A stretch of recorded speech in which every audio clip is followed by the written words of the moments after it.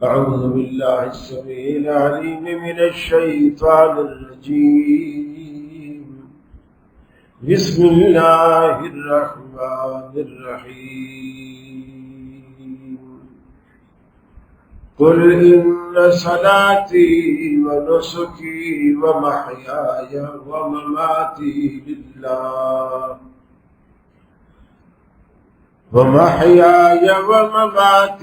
لله رب العالمين. وقال الله تبارك وتعالى: لن ينال الله لحومها ولا دماؤها ولكن يناله التقوى منكم.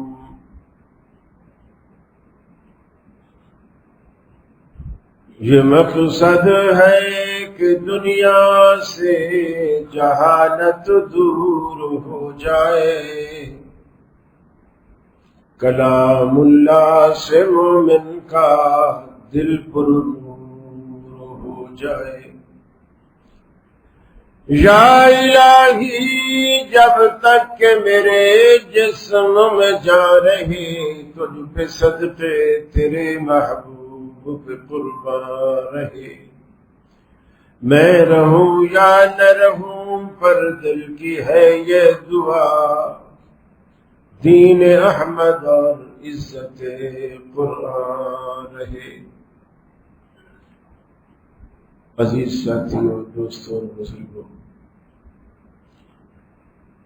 گزشتہ جمعہ میں نے آپ سے وعدہ کیا تھا کہ تقلید کے حوالے سے ایک نشست پیچھے گزر چکی ہے، ایک نشست باقی ہے۔ میرا کیلکولیشن والا حساب تھوڑا غلط رہا کہ عید آگے قریب ہے، اب صرف ہمارے پاس مزید 2 جمعے باقی ہیں، انشاءاللہ اس کے بعد عید ہے۔ اور یہ جمعہ جو ادھار ہے رد تکلیف کے حوالے سے انشاءاللہ عید کے فوراً بعد کریں گے۔ فی الحال عید کے مسائل اور کچھ یہ بھی کہ ہمارا پورا پاکستان مارکہ بنیان و مخصوص یہ بنا رہا ہے، اور ہماری فوج نے کیا قربانیاں دی، مسلم امہ نے کیا قربانیاں دی، یہ بھی مقصود ہے، اور یہ چیزیں بھی قربانی سے ریلیٹڈ ہیں۔ اسلام صرف یہ نہیں کہتا کہ آپ بکرا ذبح کر دو، گائے ذبح کر دو، اور بیل اونٹ ذبح کر دو۔ اسلام مسلمانوں کی زندگی میں قربانی چاہتا ہے، اور وہ قربانی انا کی قربانی، برادری کی قربانی، پیسے کی محبت کی قربانی ہے، وطن کی محبت کی قربانی ہے۔ یہ سارے بت ہیں۔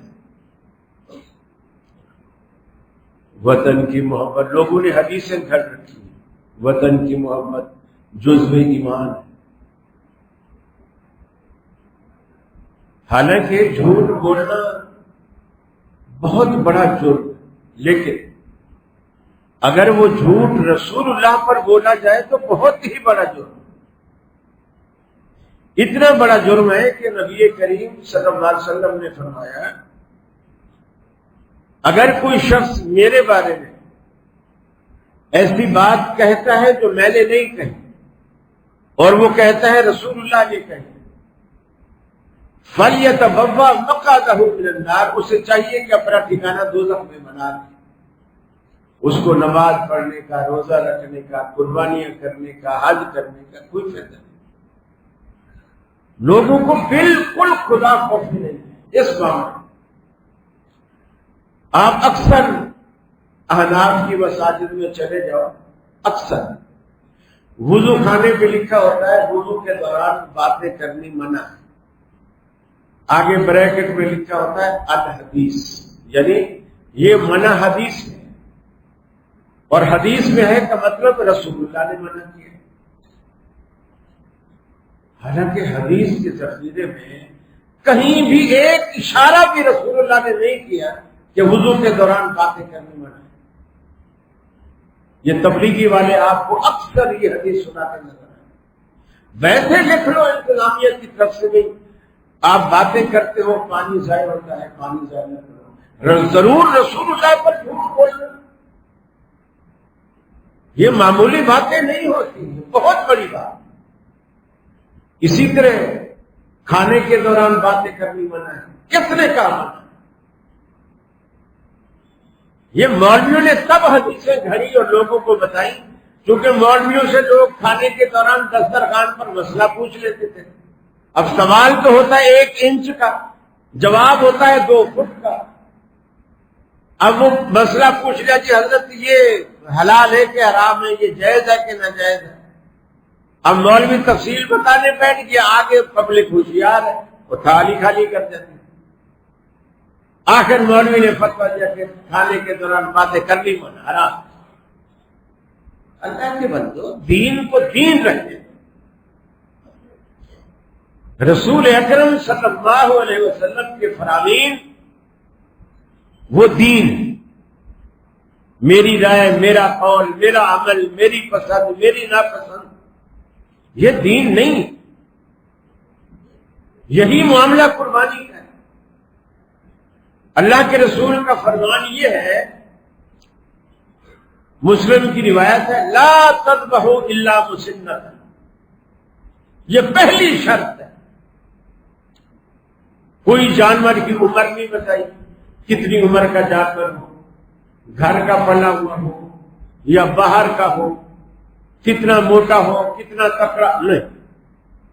لا تذبحوا الا مسنۃ، فرمایا جب تک جانور 2 دانت کا نہ ہو جائے ذبح نہ کرو۔ اب یہ اللہ کے رسول نے کہا۔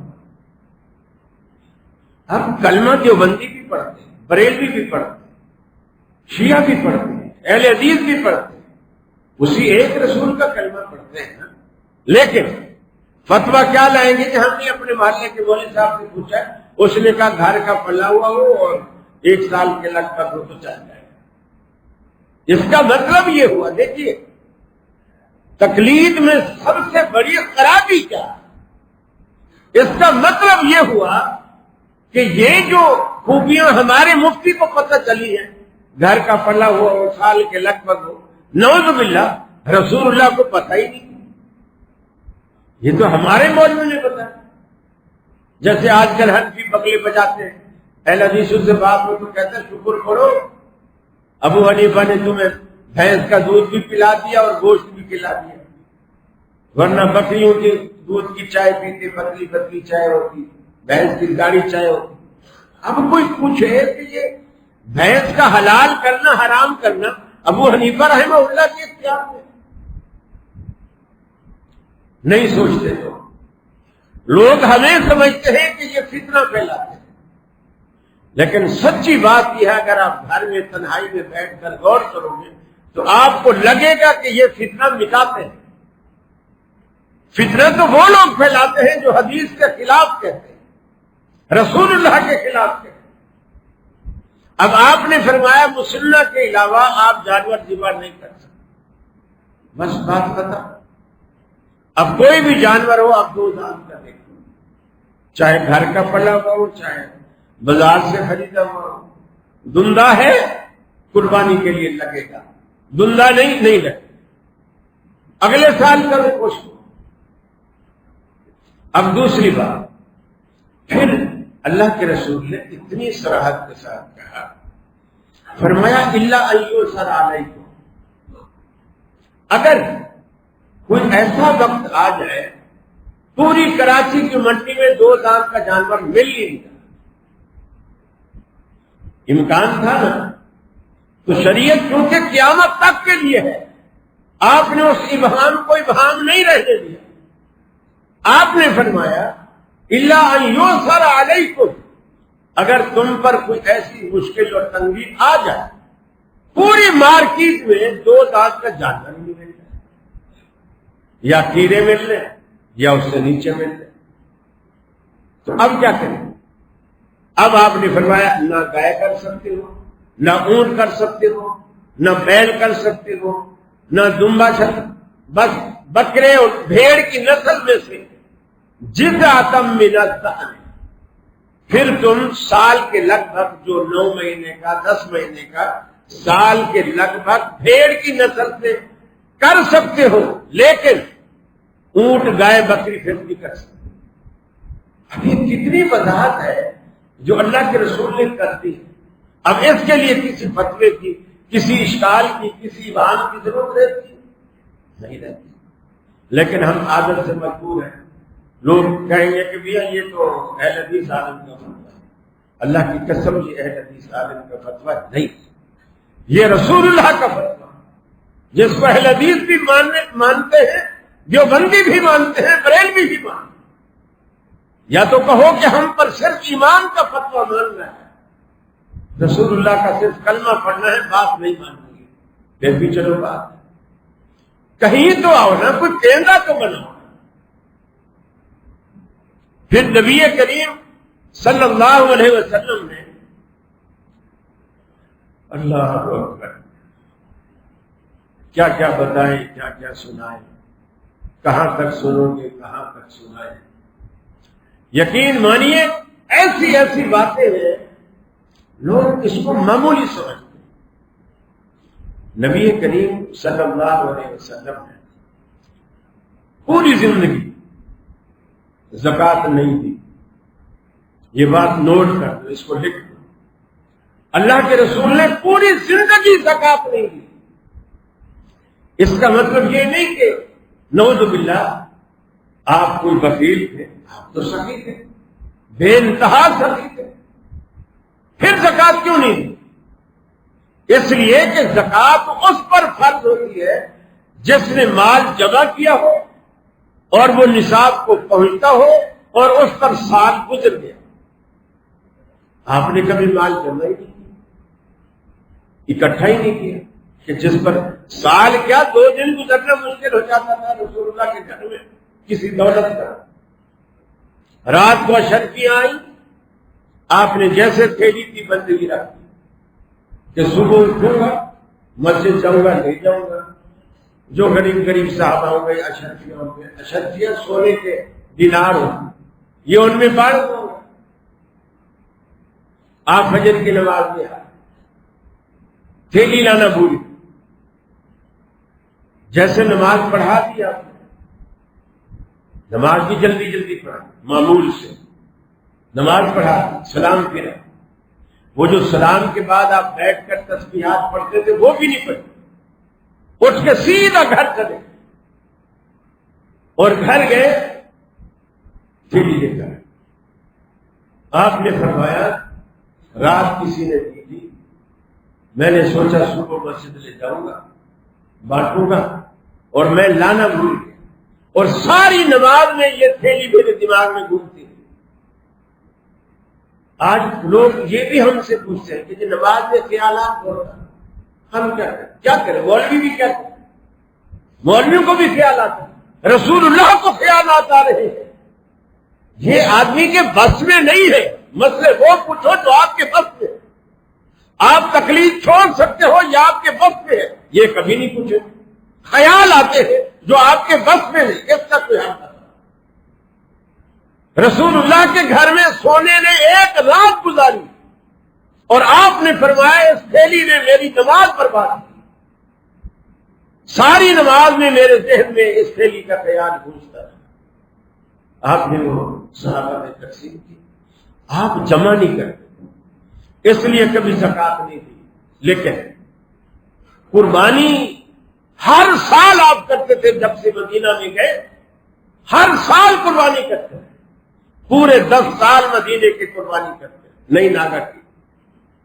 اب یہ بات میں کیوں بتا رہا ہوں؟ حنفیوں کا مسئلہ یہ ہے قربانی اس پر فرض ہے جس پر زکوٰۃ فرض۔ آپ دیکھتے جائیں کہ نبی کریم صلی اللہ علیہ وسلم کی سنتوں کی، فرامین کی، آپ کے اعمال کی مخالفت کس طرح کی جاتی ہے، میٹھی چھری بن کر اسے کاٹا جاتا ہے۔ رسول اللہ نے ساری زندگی زکوٰۃ نہیں دی، اور 10 سال مدینہ میں رہے، جب سے قربانی فرض ہوئی کبھی قربانی نہیں چھوڑی۔ آپ کا یہ فتویٰ کہا گیا کہ قربانی اس پر فرض ہے جس پر زکوٰۃ فرض ہے؟ رسول اللہ نے تو یہ نہیں کہا کہ جس پر زکوٰۃ فرض ہے اس پر قربانی فرض ہے۔ آپ پر زکوٰۃ فرض نہیں تھی، آپ ہر سال قربانی دیتے، لیکن چونکہ یہ مسئلہ حدیث کے مطابق ہے ہم نے نہیں ماننا۔ ہم تو وہ مانیں گے جو رسول اللہ کے خلاف ہو۔ اللہ کے بندوں، روز آخرت آپ کیا جواب دو گے اللہ رب العالمین کو جب اللہ پوچھے گا کہ کلمہ تم میرے نبی کا پڑھتے تھے، بات تم فلاں کی مانتے تھے، میرے نبی کا کلمہ آخر کیوں پڑھا تھا؟ کیا لیبل لگانا ضروری ہے؟ جو کچھ اندر ہے وہی باہر لیبل لگانا؟ لیبل لگانا ضروری تو نہیں۔ تو یہ باتیں، بہت ساری باتیں ہیں ڈھیلے۔ اب یہ قربانی آ رہی ہے، لوگ کیا کریں گے؟ حکم یہ ہے کہ عید کی نماز سے پہلے قربانی نہ کی جائے، یہ حکم ہے رسول اللہ۔ آپ کو اطلاع دی گئی کہ یا رسول اللہ فلاں بندے نے عید کی نماز سے پہلے قربانی کر دی، آپ نے فرمایا انہیں بولو دوبارہ قربانی کریں۔ یہ تو ایک گوشت ہے، یہ ایسا گوشت ہے جو انہوں نے گھر والوں کے لیے کاٹ لیا اور گھر والوں کو کھلا دیا، یہ قربانی نہیں ہے، وہ دوبارہ قربانی کرے۔ اب احناف کیا کرتے ہیں؟ قربانی دیہات میں دیں گے یا شہر سے قریب جو علاقے ہیں، آج کل سب کے پاس گاڑیاں ہیں اور عید والے دن صبح ٹریفک بھی نہیں ہوتا، روڈ کھلے ہوتے ہیں، ایک جگہ سے دوسری جگہ 15-20 منٹ میں آدمی صبح فجر کی نماز پڑھی، بکرا ڈالا، شروع کی اور چلے گئے۔ دیہات میں ان کا مذہب ہے کہ چونکہ دیہاتوں میں نہ عید فرض ہے نہ جمعہ فرض۔ مسئلے دیکھو، پھر ہمیں کہتے ہیں کہ یہ لوگ کتنا پردہ۔ مسئلے دیکھو، دیہات میں نہ عید فرض ہے نہ جمعہ فرض۔ جمعے کے لیے ایک شرط، اتنا بڑا شہر ہو، اتنی بڑی آبادی ہو۔ اور قرآن کیا کہتا ہے؟ اذا نودی یا ایھا الذین آمنوا اذا نودی للصلاۃ من یوم الجمعہ فاسعوا الی ذکر۔ اے ایمان والو، جب تمہیں جمعے کے لیے بلایا جائے دوڑے چلے آؤ، دکانیں بند کر دو، کاروبار بند کر دو۔ اب قرآن نے ایک شرط رکھی ہے، اے ایمان والو، حنفی ہو، اہل حدیث ہو، دیوبندی ہو، بریلوی ہو، نہیں کہا، اے ایمان والو جب جمعے کی اذان ہو تمہیں بلایا جائے لکھو۔ اب میں یہ پوچھتا ہوں، دیہات والے مسلمان ہیں کہ نہیں؟ جو لوگ دیہات میں رہتے ہیں وہ صاحب ایمان ہیں یا نہیں ہیں؟ اگر وہ صاحب ایمان ہے تو جمعہ ان پر بھی فرض ہے، چونکہ قرآن نے ایمان کی شرط رکھی، دیہاتی شہری کی شرط نہیں رکھی۔ اگر وہ دیہات والے ایمان والے ہیں تو جمعہ ان پر فرض۔ دوسری جمعہ کی چھوٹ جو حدیث نے دی، عورتوں پر جمعہ فرض نہیں۔ تو مجھے بتائیں، کیا دیہات میں ساری عورتیں رہتی ہیں، مرد کوئی نہیں؟ یہ وہ سوالات ہیں جو تنہائی میں آپ بیٹھو گے تکلیف سے توبہ کرائیں۔ پھر تیسری چھوٹ اللہ کے رسول نے دی، بیمار پر جمعہ فرض نہیں۔ تو کیا دیہات میں سارے مریض رہتے ہیں؟ صحت مند کوئی نہیں ہے؟ چوتھی شرط آپ نے رکھی، غلام پر جمعہ فرض نہیں۔ کیا دیہاتوں میں سارے غلام ہیں؟ مالک چودھری کوئی نہیں ہے، وڈیرا کوئی نہیں ہے، سارے غلام ہیں۔ اور پانچویں شرط اللہ کے رسول نے رکھی، جس پر جمعہ فرض نہیں، نابالغ بچے پر۔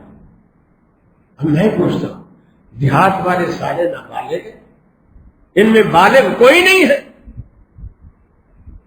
یہ وہ سوالات ہیں جو لاجیکلی آپ کہیں بھی بیٹھ کر، اس کے لیے M A B A P H D کرنا ضروری نہیں ہے، بخاری مسلم پڑھنا بھی ضروری نہیں، یہ آپ کے دماغ پہ دستک دینے والے سوال۔ آپ کہیں بھی بیٹھ کر اسے سوچ سکتے ہیں، سن سکتے ہیں، دیکھ سکتے ہیں اور تدبر کر سکتے ہیں، فکر کر سکتے ہیں۔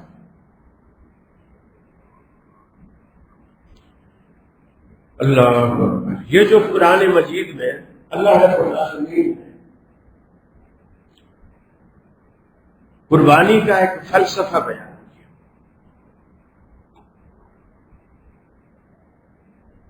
اور اس فلسفے میں ہمیں کہا گیا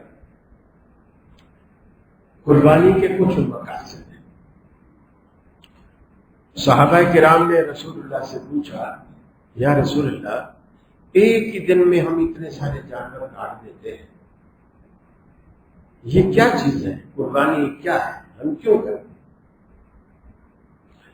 آپ نے فرمایا سنت و ابیکم ابراہیم، یہ تمہارے باپ ابراہیم علیہ السلام کی سنت ہے۔ ابراہیم علیہ السلام کی بہت ساری باتیں، بہت ساری باتیں اللہ کو اتنی پسند آئی، اتنی پسند آئی کہ اللہ تعالیٰ نے اسلام میں ان کا حصہ، بالکل ایک اسلام کا حصہ بنا۔ حج کو دیکھ لو، 90% حصہ ابراہیم علیہ السلام اور ان کی بیوی کا ہے۔ وہی رسومات آپ ادا کرتے ہیں جو ابراہیم علیہ السلام نے، حضرت حاجرہ نے جو کی۔ قربانی بھی اسماعیل علیہ السلام نے جو اپنی جان کا نذرانہ پیش کیا، اگرچہ اللہ رب العالمین نے ان کو بچا کر ان کی جگہ دمبا ذبح کر دیا، اور آج آپ کی قربانیوں کو آپ کی اولادوں کی قربانی سے بچا کر دمبے کی شکل میں اسے قبول کر دیا۔ ورنہ تو اگر ابراہیم علیہ السلام سے ان کے بیٹے کی قربانی اللہ قبول کر لیتا، یقین مانی آج شاید ہم مسلمان بھی نہ ہوتے۔ کون اپنے بیٹوں کو ذبح کرتا؟ ابراہیم علیہ السلام والا دل مردہ ہے کسی کے پاس؟ کون ایسا کرتا؟ اللہ تعالیٰ نے، یقین مانیے، ہماری وہ کمزوریاں، ہماری کمزوریاں دیکھ کے اللہ تعالیٰ نے ہم پر اتنا ہی بار ڈالا جتنا ہم اٹھا سکتے، لیکن ہم وہ بھی نہیں اٹھاتے، وہ بھی نہیں اٹھاتے۔ اگر مجھے کہا جاتا، آپ کو کہا جاتا، ہر بندہ اپنے بیٹے کی گردن پر چھری چلاتا، ایک عجیب منظر ہوتا، پوری دنیا میں عجیب منظر ہوتا، اور مسلمان جیسی ظالم قوم کوئی نہ کہتا، لوگ مسلمانوں کو رشتہ ہی نہ دیتے کہ یار ان کے یہاں رشتہ کرو گے، بچہ پیدا ہوگا ذبح کر دیں گے قربانی پہ۔ ساری دنیا کا نقشہ ہی بدل جاتا ہے۔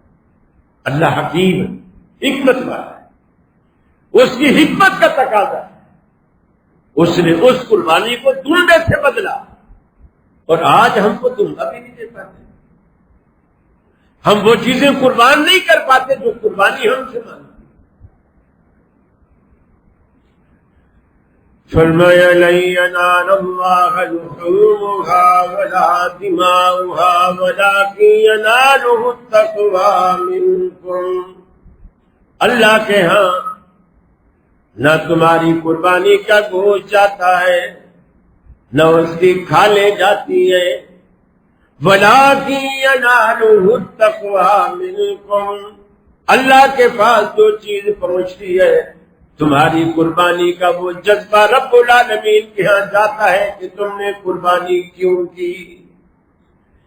اس کیوں کا جواب اگر رب العالمین کو تقوی کی شکل میں ملتا ہے تو قربانی قبول ہے، جو ابراہیم علیہ السلام کے جذبے سے رب العالمین کو ملا۔ آپ دیکھیے ابراہیم علیہ السلام کو ابھی ابا ابا کہنے والے بچے ہیں، نبوت میں قدم رکھا، جوانی میں قدم رکھا، اللہ نے توحید کا اعلان کرنے کا حکم دیا، اعلان کر دیا۔ سب سے پہلے والد نے مخالفت کی، اس لیے کہ والد نے ایک بت بنانے والی فیکٹری بنا رکھی ہے، اس کا ایک بزنس ہے، بت بناتا ہے، بیچتا ہے۔ دنیا میں خدا بیچنے کی مارکیٹ بنا رکھی ہے، خدا بک رہے ہیں، کوئی چھوٹے، کوئی بڑے، کوئی درمیانے، کوئی سستے، کوئی مہنگے، کوئی اور زیادہ مہنگے۔ ہر بندہ اپنی اپنی حیثیت کے مطابق اپنے گھروں میں خدا خرید کے لاتا ہے، ان کی پوجا کرتا ہے۔ غریب لوگ اپنی حیثیت کے مطابق، امیر اپنی حیثیت کے مطابق۔ لیکن دیکھو شیطان نے کیسی پٹی پڑھائی ہے، ارے اس رب کو خرید کر اس کی پوجا کرنے کا کیا فائدہ؟ وہ تمہیں دولت کیا دے گا جس کو تو اپنی دولت لٹا کر لایا ہے؟ وہ تیری مرادیں کیا پوری کرے گا؟ لیکن مشرک کی عقل میں یہ بات نہیں آتی۔ جوانی میں قدم رکھا، والد کی جب حضرت ابراہیم علیہ السلام کو ضرورت تھی، اللہ کے حکم پر والدین کا گھر بھی چھوڑ دیا۔ باپ نے دھمکی دی، اگر تو اپنی اس دعوت سے، اس تبلیغ سے، بت پرستی کا انکار کرنے سے، ان کی مخالفت کرنے سے باز نہ آیا، لَأَرْجُمَنَّكَ وَهْجُرْنِي مَلِيًّا، میں تمہیں پتھر مار مار کر مروا دوں گا، رجم کروا دوں گا۔ اپنی اس دعوت اور تبلیغ سے تو باز آ جا۔ ابراہیم علیہ السلام نے اس کی رضا کی خاطر باپ کو چھوڑا، ماں کو چھوڑا، گھر چھوڑ دیا۔ پرواہ نہیں کی رہیں گے کہاں، کھائیں گے کہاں سے، پیئیں گے کہاں سے، جیسے ہم سوچتے ہیں نہیں سوچا۔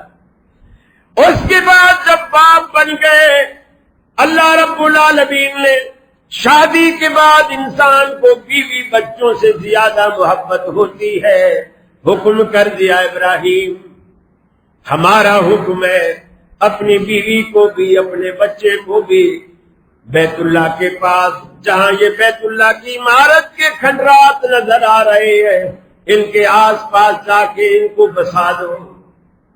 ربنا انی اسکنت من ذریتی بواد غیر ذی زرع عند بیتک المحرم۔ اللہ کا حکم ہوا تو اللہ کی محبت کی خاطر اپنی دلہن کو بھی، نئے نویلے بچے کو بھی، نومولود بچے کو بھی ویرانے میں اس کی رضا کے لیے چھوڑ کے آ گئے۔ اس کے بعد انسان کو سب سے زیادہ پیاری اپنی جان ہوا کرتی ہے، سب سے زیادہ عزیز انسان اپنی جان کو رکھتا ہے، ایسے موقعوں پر جان بچاتا ہے۔ اللہ رب العالمین نے فرمایا ابراہیم، ہماری توحید کا معاملہ ہے، ہماری توحید کا معاملہ ہے، تجھے جان بھی قربان کرنی پڑے گی۔ انکار نہیں کیا۔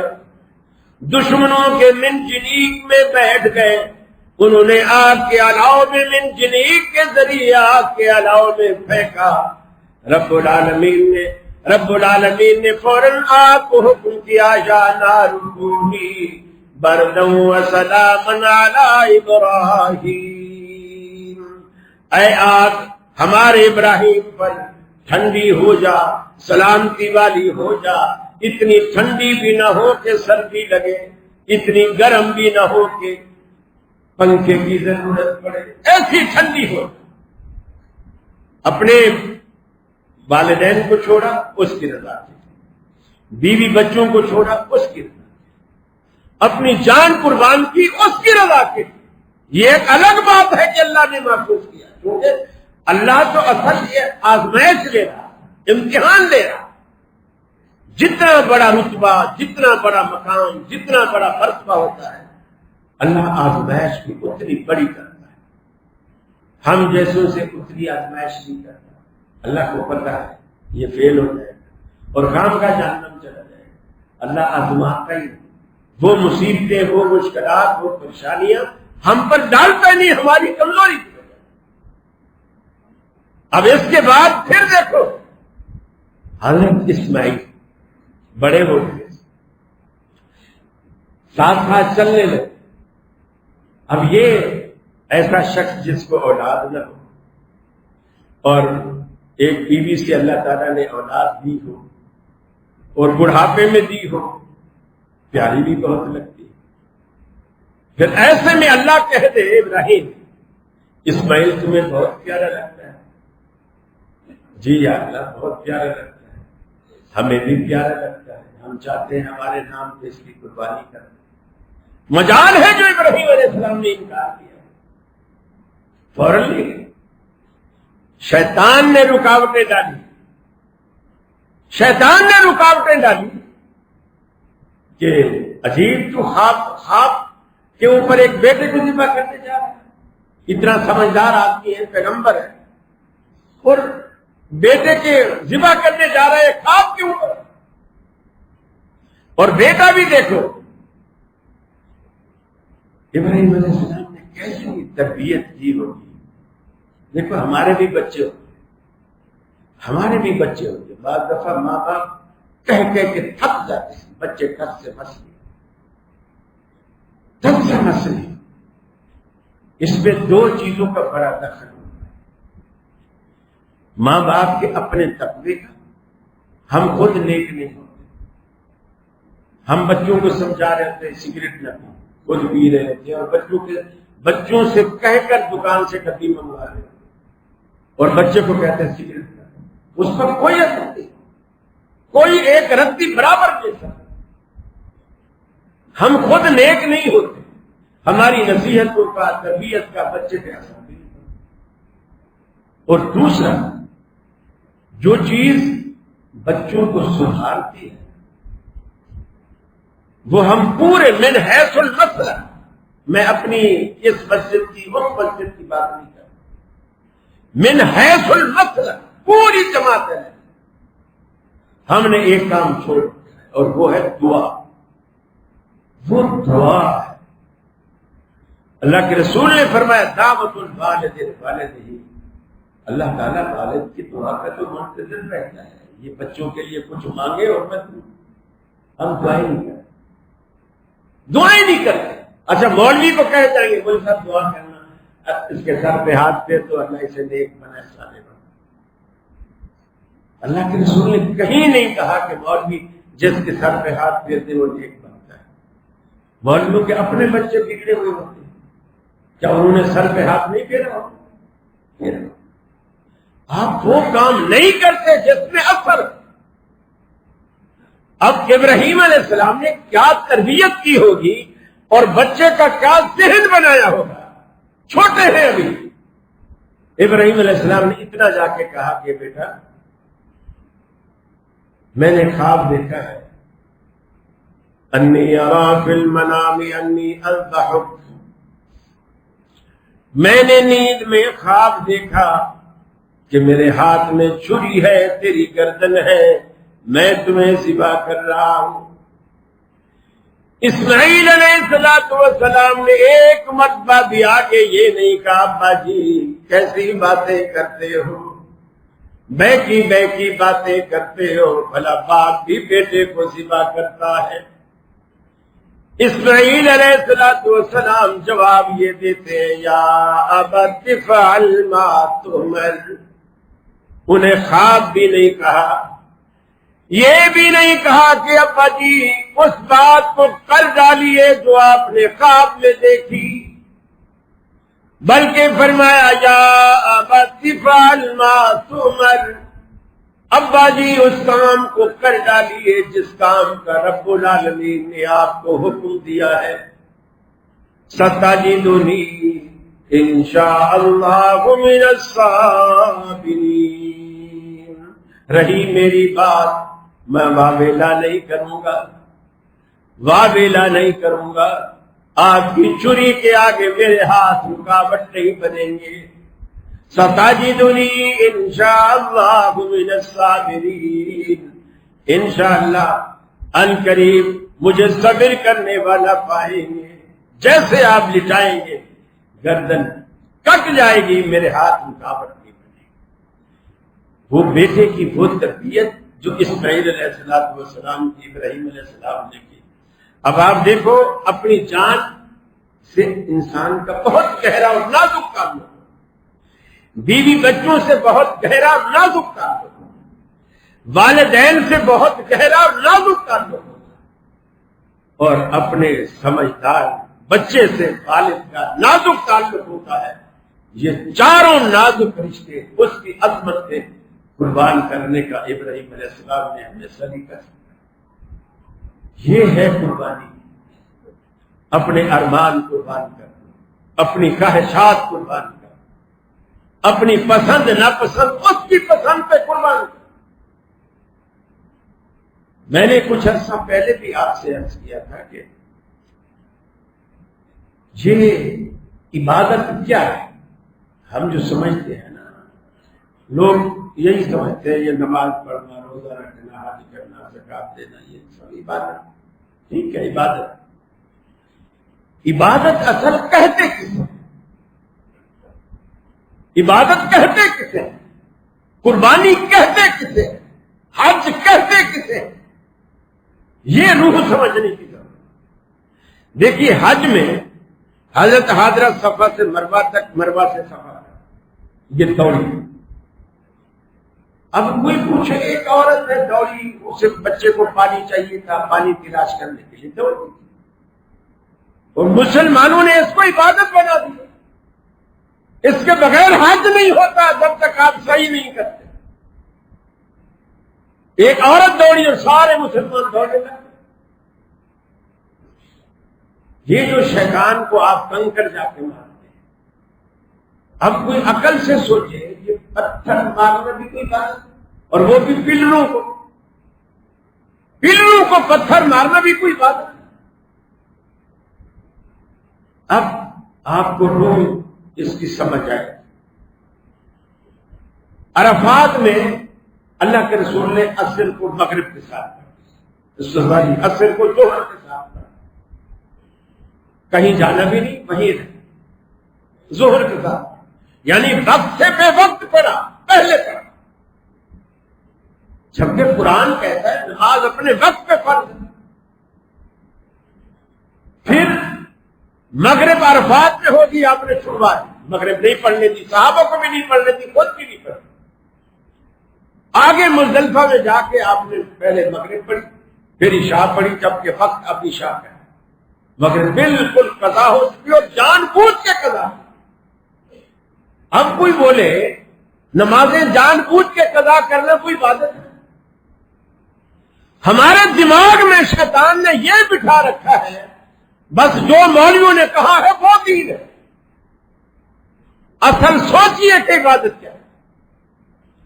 شیطان کو، پلروں کو کنکر مارنا عبادت نہیں ہے، لیکن ہم کیوں عبادت سمجھ کے کرتے ہیں؟ اس لیے ابراہیم علیہ السلام نے اپنی زندگی میں یہ عمل کیا تھا، اور ابراہیم علیہ السلام کی یہ ادا اللہ کو بھا دے۔ بس آپ کی کوئی ادا اللہ کو بھا جائے وہ عبادت ہے، اور نہ بھائے وہ گناہ۔ یہ مختصر بنیادی بات اپنے دل و دماغ میں بٹھا۔ آپ کی کوئی ادا اللہ کو پسند آ جائے وہ عبادت، اور نہ پسند آئے وہ گناہ۔ چاہے مولوی کتنا اسے اچھا کہتے رہے، کتنا خوبصورت کہتے رہے، جیسے آپ کے سامنے مثالیں آتی ہیں، ارے میاں ابا کے کوللی کی، حالانکہ تھال پہ ہم نے وہی پڑھا ہے، کیا نام ہے، سورہ اخلاص پڑھی ہے، سورہ مزمل پڑھی ہے، سورہ ملک، قرآن پڑھا ہے۔ اب جو نہیں سمجھتا کہ دین کیا ہے وہ کہتا ہے یار بات تو ٹھیک ہے، قرآن پڑھا ہے۔ تو دین اس طرح نہیں ہوتا کہ مجھے کیا بھاتا۔ ٹھیک ہے، ابا کے مرنے پر تو نے دعوت کی، سب کچھ کیا، سوال یہ ہے کہ اللہ کے رسول صلی اللہ علیہ وسلم کا یہ عمل ہے کہ تیسرے دن، میت کے تیسرے دن کچھ پکا کے بانٹو، 40ویں دن کچھ پکا کے بانٹو، سال بعد کچھ پکا کے بانٹو، جسے برسی کہتے ہیں۔ اللہ کے رسول کا یہ حکم ہے۔ جب یہ سوال آپ دماغ سے پوچھیں گے نا، دیکھیے اللہ تعالیٰ نے ہر مسلمان کے دماغ میں ایک مفتی بٹھا رکھا ہے، ایک مفتی بٹھا رکھا ہے ہر مسلمان کے دماغ میں، اسے ضمیر کا مفتی کہتے ہیں۔ ضمیر کا مفتی یہ بر وقت، بر موقع، بر محل صحیح رہنمائی کرتا ہے اگر بندہ مسلمان۔ آپ یہ بات اپنے ذہن سے بھی پوچھیں کہ یار ہم یہ کر رہے ہیں تیسرے دن، کیا صحابہ کو اپنے والدین سے محبت نہیں تھی؟ انہوں نے کیوں نہیں کیا؟ چلو وہ غریب تھے، ان کے پاس پیسہ نہیں تھا، کھجوریں باندھ دیتے، چند چھوارے باندھ دیتے، 2 بندوں کو بلا کے روٹی کھلا دیتے. انہوں نے کیوں نہیں؟ آپ تو قرضے لے کر کرتے ہیں. ایک تو ابا مر گیا اور جو کچھ بچا تھا پیچھے دارتوں میں لوگ اڑا گئے. محلے والے کتنے سال، اور اگر ان کو نہ کھلائے تو محلے والے جینے نہیں دیں گے. ارے میاں ساری زندگی باپ کی کمائی کھاتا رہا، باپ مرا ہے 2 دیگنی پکائی نہیں اس سے. یہ شیطان کہلواتا ہے، شیطان کہلواتا ہے آپ کہ ابا مرا پیسہ بھی اسی کا تھا، 2 دیگنی پکائی نہیں. بس بٹوارے پہ ڈر پڑے، ادھر میرا، وہ دکان میری، یہ گھر میرا، وہ گھر میرا، وغیرہ وغیرہ. یہ دین کو سمجھنے کا جو اصل طریقہ ہے، آپ انشاءاللہ جب اسے اپنائیں گے، اللہ رب العالمین انشاءاللہ آپ کے سینہ میں شرح صدر عطا کرے، آپ کا دماغ کھلے گا، روشن ہوگا، آپ کو پتہ چلے گا اصل دین کیا ہے. تو دین مولویوں کے فتوے کا نام نہیں ہے، دین اللہ اور اس کے رسول کی اطاعت کا نام ہے. وہ چاہے آپ کو پسند ہو چاہے نہ ہو. وآخر دعوانا ان الحمد للہ.